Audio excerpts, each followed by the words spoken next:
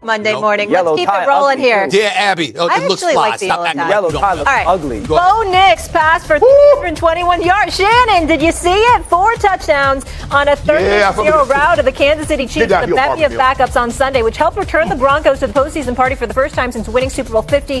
That was following the 2015 season. Now here's the completed AFC playoff picture. Gosh, this weekend's going to be fun. The Chiefs clinched the top seed and home field advantage. The Broncos will face the Bills in Buffalo in the wild card round. The Ravens, they host the Steelers, and the Chargers travel to Houston to take on the Texans. Shay Sharp, what's the bigger deal? The Broncos making the playoffs or the Bengals missing the playoffs? I don't even know why we're talking about teams that didn't make the playoffs. You got the Triple Crown winner. You got a quarterback that led the league in passing yards and passing touchdowns. And you're home. Hey, Dio, since you this historian and analyze the game, can you tell us when the last time a Triple Crown winner in the system merger hadn't made the playoffs? Your brother? I can't either. I can't either. That was 30 plus years ago. And you asked me the last time it happened, 1992. 1992. He didn't have a guy that was in the MVP discussion. Let you tell it. I like the Broncos, considering, think about it. The Broncos had fallen off so bad. They haven't even been close to making the playoffs since they won that Super Bowl in San Francisco with Peyton Manning on his swan song. And to come and do what they did, they signed Russell Wilson, and that didn't work out for him or Sean Payton. He moves along, got the Steelers into the playoffs. Sean Payton goes out, handpicks his guy, Bo Nix. And Bo Nix has played really, really well, considering that he's a rookie. He played Joe Burrow head-to-head. And Joe Burrow outgunned him, rightfully so. But the Broncos, one of the proud historic franchises, are back to where they're supposed to be. Everybody knows the Cincinnati Bengals been a downtrodden. They have 1 or 2 good seasons, and their fans go berserk. Their former players go berserk. I happen to work alongside one of my co-host, Joe Nightcap. He goes berserk. This is what we do. No, it's not. Y'all been a laughing stock for the better part of 30 years. You have a great season every here and there, and now the Broncos, that's the story. And we're going to Buffalo. And guess what?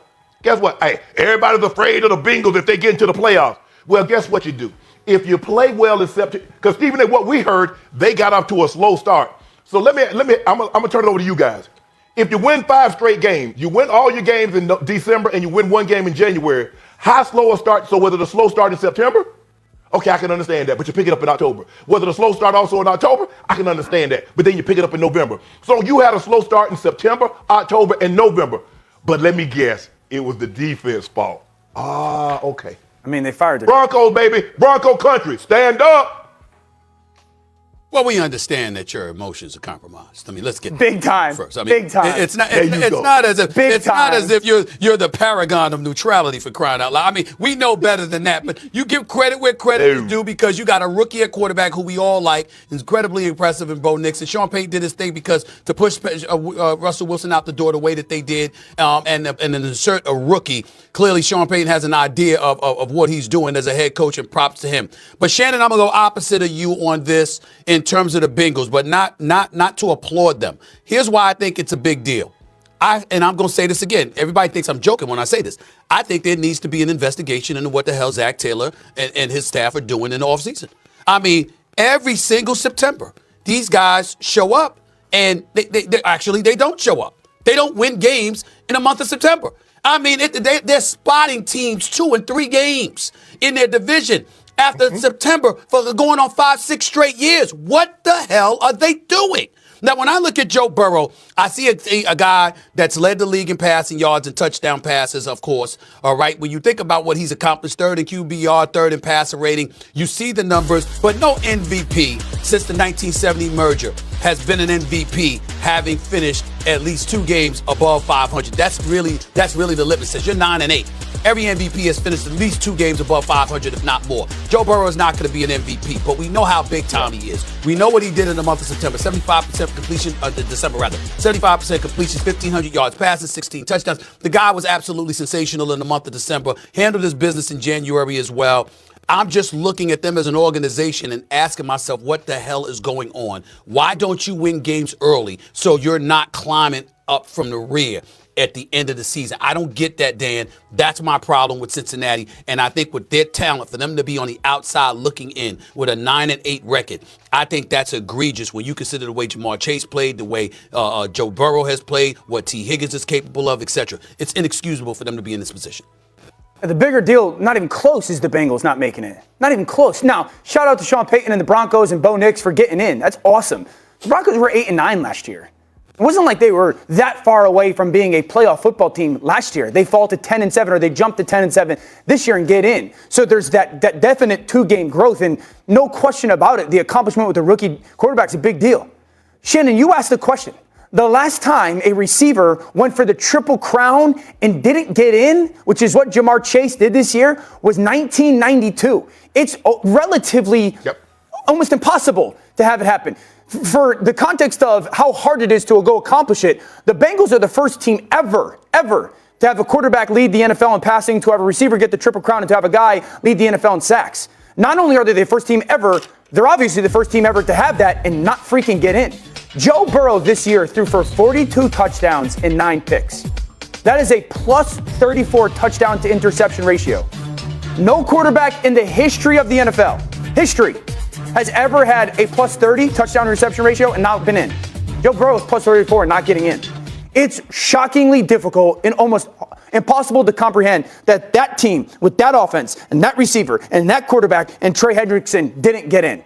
It's impressive what the Broncos did. It is much bigger deal that you guys had those guys do what they did and to not get in. And it's a reason. And I think Lou Anarumo is a really good coach. And it's a results-based business.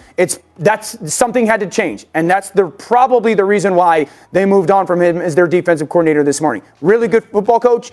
It's shocking that they're not in. But I think the thing is, Dan, and look, no one is denying that Joe Burrow played exceptional this season. But we go back and look at some of the games where he had those monster numbers. Look at those turnovers that he had. He caught the ball up again twice. He threw a pick. Now, they got him back. And the other time he was offsides. But we know he turned the ball over in critical situations. That matter.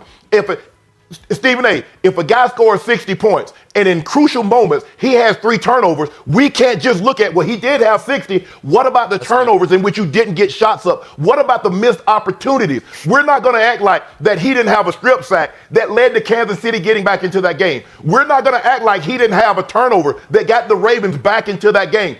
Oh, a guy lost his job yesterday after the game they won. They lost to the Patriots. Are you telling me they deserve to be into the playoffs after losing to the Patriots? Is that what you're telling me? Okay. Why did they lose to the Patriots, Shannon? Because how many points did they score? Here's the guy that you said he was plus 30, plus 34, and you got the Triple Crown. How many points did they score against New England? In the first game of the season, I don't know. They probably scored 10 points, 9 points in that game. 12 points, maybe. So, Stephen A., you heard what he did. Stephen A., so the first game don't count. In the first game of the season, yes, in the first game of the season, because that goes to the totality of all 17. Had they won that game, they might have been in the playoffs. So as a matter of fact, if your team is not in the playoffs, Stephen A., I don't want to hear you say play or off, and you're forbidding from using words with play or off in it. So don't say turn the lights off. Don't say PlayStation, playground. Your kids can't even have a play date. Don't you mention that word play if your team missed the playoffs. But Dan Orlovsky, I would say this. Dan Orlovsky, the histrionics are not working for you, throwing a book over your face, or all that stuff, they ain't working. But I will say this. This is one of the things that we have to pay attention to in terms of what Shannon is saying, Dan, in this regard. I'm looking at these numbers right here. This is Joe Burrow this season, okay? When you think about what he's done, right before yesterday. Through the first 3 quarters of the season, 30 touchdowns, 6 turnovers, Joe Burrow in the fourth quarter this year, 12 touchdowns, 8 turnovers. So it's like you got to pay attention to that. You can't ignore what he's doing when it counts. Ooh. Okay, we got to leave it there. Ooh, that hurt. We got more to get into. So that hurts, Stephen. Thank you, Stephen. No, it doesn't. That's so corny. I literally, you can make. Hey there, Chiefs fan. Let's talk about one of the most exciting rookies to hit Kansas City this season, Xavier Worthy. When the Chiefs selected him with the 28th overall pick in the 2024 NFL Draft, there was a mix of excitement and caution. After all, drafting wide receivers hasn't always been smooth sailing for the team. But Worthy's speed and potential immediately turned heads, and now he's making headlines for all the right reasons. Before we dive into his incredible rookie stats, let me ask, were you excited about this pick back in April? Drop your thoughts in the comments. Let's be honest, drafting wide receivers hasn't always been a home run for the Chiefs. Remember Tyreek Hill? That pick back in 2016 turned out to be one of the biggest steals in NFL history. Hill dominated defenses with his speed and playmaking ability, quickly becoming one of the most electrifying players in the league. Then came Rashee Rice in 2023, a bit of a gamble. But wow, did he deliver as a rookie? Unfortunately, his breakout season was cut short by a devastating torn LCL, leaving fans wondering what could have been. But not every pick has worked out. Sky Moore, a second-rounder in 2022, hasn't made much of an impact. Cornell Powell from 2021? He hasn't even recorded a regular season stat. And while Mecole Hardman had flashes of brilliance as a gadget player, he never quite became the reliable target fans hoped for. So, when the Chiefs drafted Xavier Worthy, the expectations were high, but so were the doubts. Would he follow in Hill's footsteps or struggle to find his place? What about you? Did you feel confident about Worthy, or were you skeptical? Vote in the poll, and let's see how fans felt before the season kicked off. When the Chiefs picked Xavier Worthy in the first round of the 2020 NFL draft, they weren't just looking for another wide receiver, they were looking for a game changer. And Worthy's blazing for point to 1 second 40-yard dash at the NFL combined screamed explosiveness. That kind of speed doesn't just stretch defenses, it shatters them. Kansas City needed help at wide receiver after struggling to find consistency in 2023. Worthy's versatility and athleticism made him too good to pass up, even with the team's recent hit-or-miss track record at the position.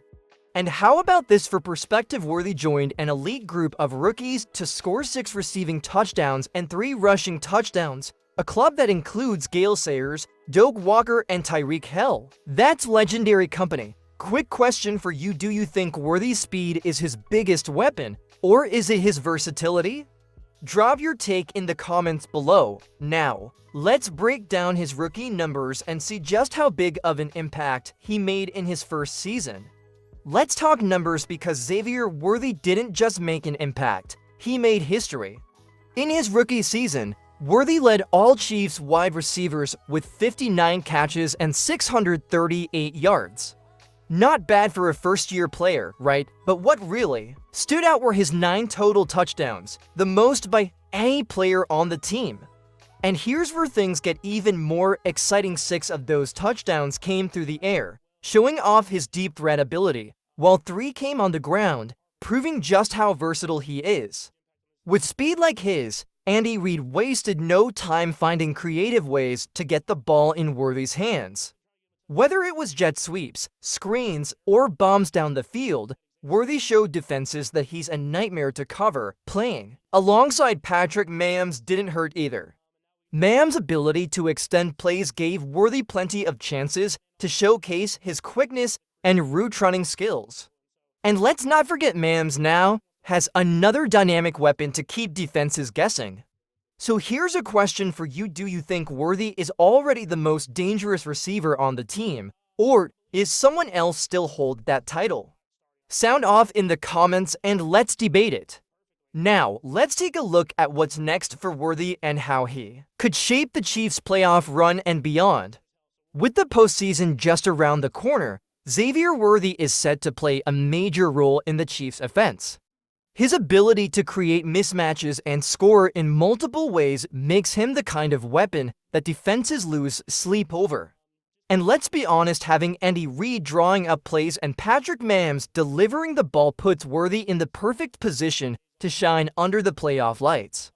But what about the bigger picture? Worthy's rookie season already hints at superstar potential. If he can build on this momentum, we might be looking at the next great Chiefs wide receiver, one who could help define the offense for years to come. Now it's your turn. How far do you think the Chiefs can go with Worthy leading the receiving corps? Are we talking Super Bowl run, or are there still pieces missing? Let me know your predictions in the comments. And if you're pumped about Xavier Worthy's future, don't forget to hit that like button, subscribe, and turn on notifications so you never miss the latest updates about the Chiefs.